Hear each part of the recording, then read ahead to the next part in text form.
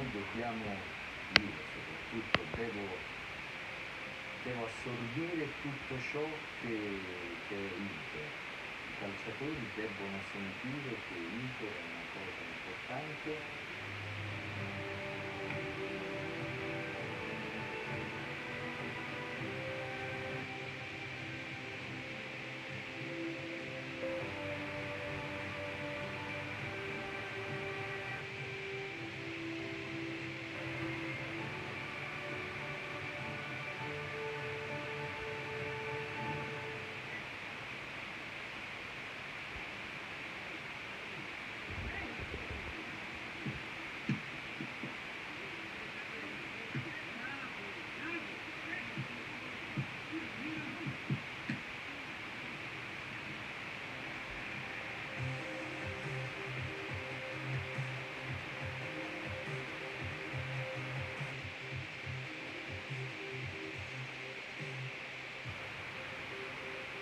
Se non cresciamo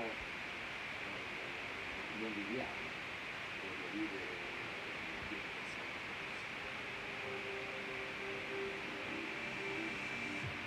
stiamo mettendo a punto tutte le cose possibili per riuscire a creare una squadra possibilmente più forte,